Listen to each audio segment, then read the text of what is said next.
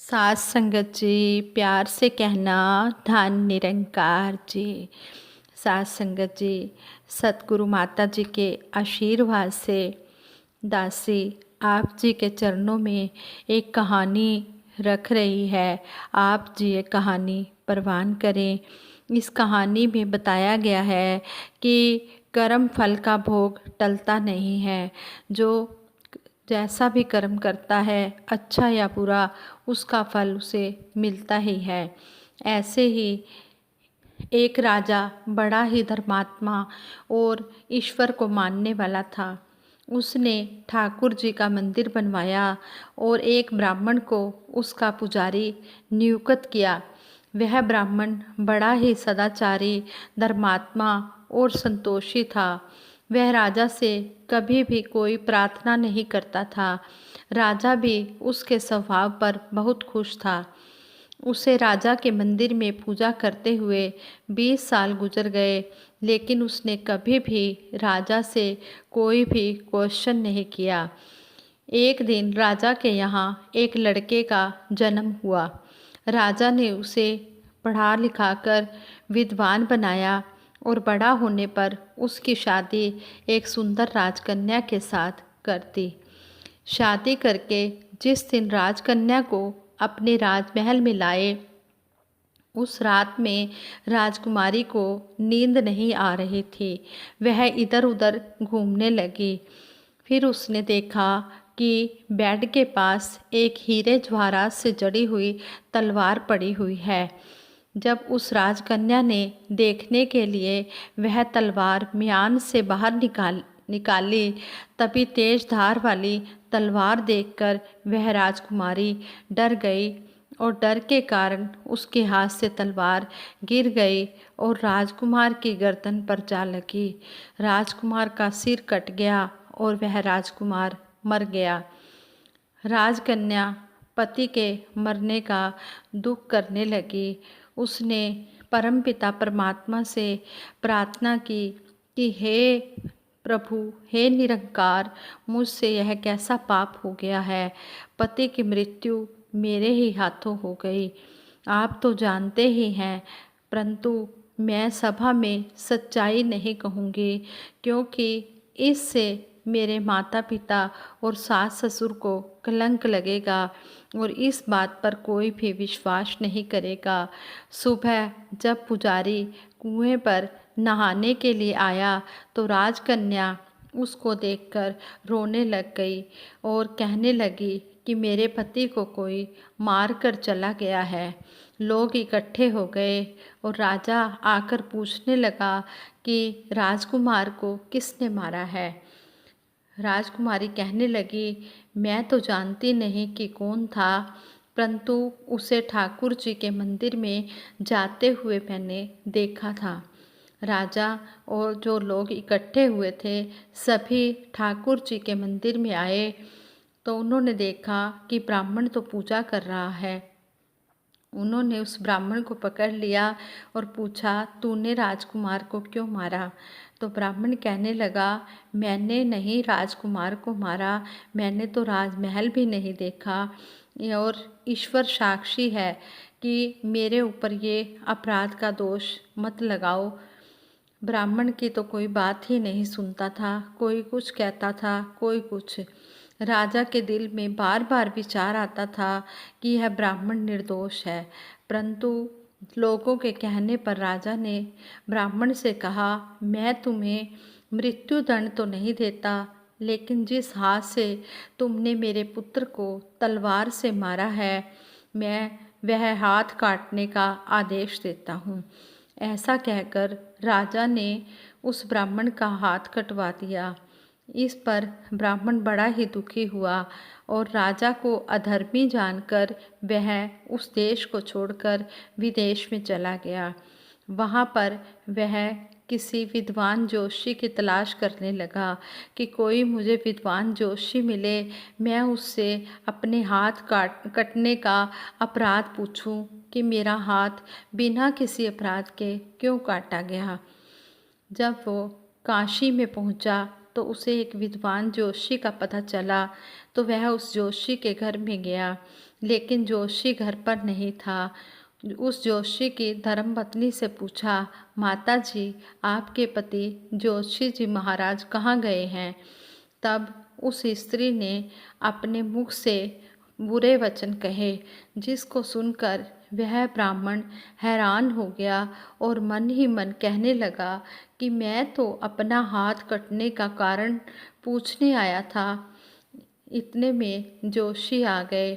घर में प्रवेश करते ही ब्राह्मणी ने बहुत बुरे वचन कहकर उस जोशी का भी तिरस्कार किया, परंतु जोशी जी चुप रहे और अपनी पत्नी को कुछ भी नहीं कहा।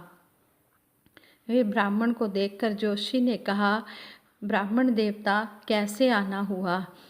तो ब्राह्मण ने कहा कि मैं तो अपना हाल बताने आया था, लेकिन आपकी पत्नी ने तो मेरा बहुत ही तिरस्कार किया है, बहुत ही अपमान किया है, जो किसी से भी नहीं सहा जाता, और आपको भी बुरे वचन कहे हैं।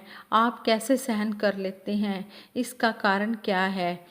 उन्होंने कहा, जोशी ने कहा, यह मेरी स्त्री नहीं, मेरा कर्म है। दुनिया में जिसको भी देखते हो, भाई, पुत्र, शिष्य, पिता, गुरु, संबंधी, जो कुछ भी है, सब अपना कर्म ही है।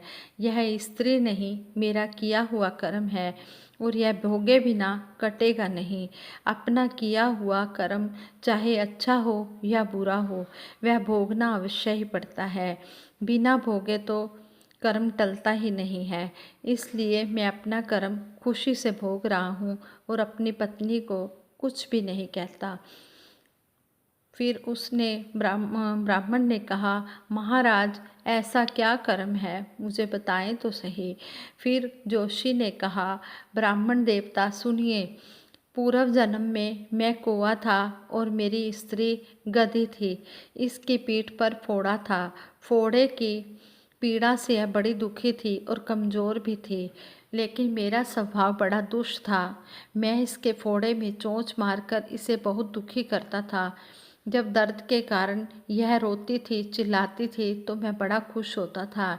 मेरे डर के कारण यह बाहर भी नहीं निकलती थी। मैं इसको ढूंढता रहता था, जहाँ भी मिले इसे दुखी ही करता था। जहाँ भी यह मिलती थी, मैं इसे बहुत दुखी करता था। एक बार यह जंगल में चली गई, तो मैं ढूंढते ढूंढते जंगल में भी पहुंच गया।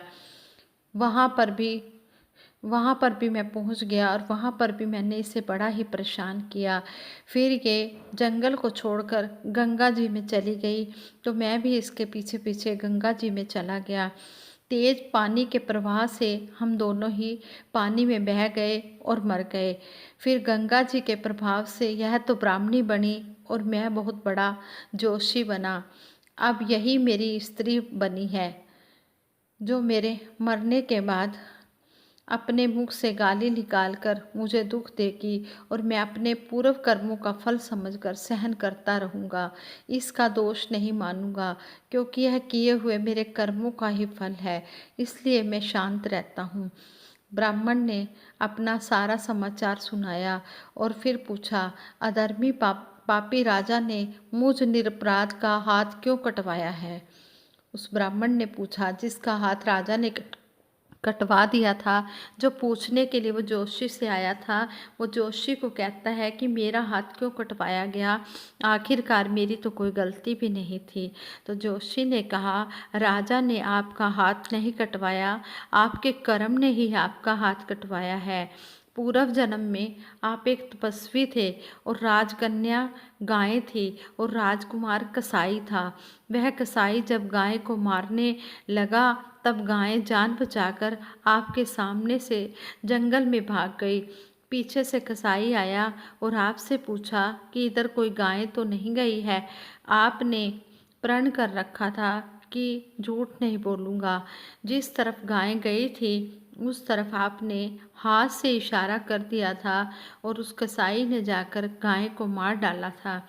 गंगा के किनारे वह उसकी चमड़ी निकाल रहा था। इतने में जंगल से शेर आया और गाय और कसाई दोनों को खाकर गंगा जी के किनारे उनकी हड्डियां उसमें बह गई। गंगा जी के प्रताप से कसाई को राजकुमार कसाई को राजकुमार और गाय को राजकुमारी का जन्म मिला। पूर्व जन्म के किए हुए उस कर्म ने एक रात के लिए दोनों को इकट्ठा किया।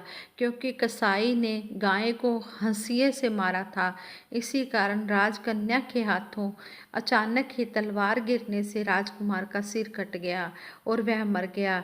इस तरह अपना फल देकर कर्म निवृत्त हो गया।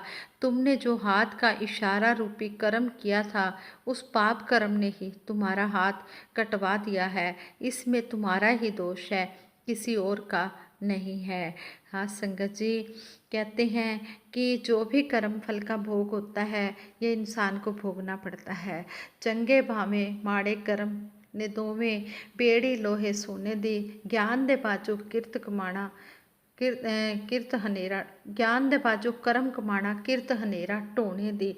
सतगुरु ने कहा है कि जब ये ज्ञान ले लेता है इंसान, अगर हमने कोई कर्म ऐसा वैसा किया है तो वो हमारा शूली से शूल में बदल जाता है। इसलिए हम सतगुरु के चरणों में यही अरदास करते हैं कि सच्चे पातशाह हमसे अच्छे ही कर्म हो, हम कभी भी भूल कर भी किसी का बुरा ना करें। लेकिन संत महात्मा तो हमेशा भला ही भला करते रहते हैं। और सतगुरु माता जी ने कहा है कि यदि 10 काम छोड़कर भी हम अपने 10 काम छोड़कर भी संतों के काम को प्राथमिकता देंगे तो निरंकार हमारे सारे काम करने के लिए अनेकों घट तैयार कर देगा। अगर हम गुरु को सतगुरु को खुश करना चाहते हैं तो इसके गुरसिक्खों को हमेशा खुश करें। सतगुरु माता जी के चरणों में यही अरदास है, सच्चे पातशाह तू मुझे संभालता है, ये तेरा उपकार है मेरे दाता, वरना तेरी मेहरबानी के लायक मेरी हस्ती कहाँ। रोज़ गलती करता हूँ, तू छुपाता है अपनी बरकत से, मैं मजबूर अपनी आदत से, तू मशहूर अपनी रहमत से। हे सच्चे पातशाह तू वैसा ही है जैसा मैं चाहता हूँ, बस मुझे वैसा बना दे जैसा तू चाहता है। हाँ संगत जी, प्यार से कहना, धन निरंकार।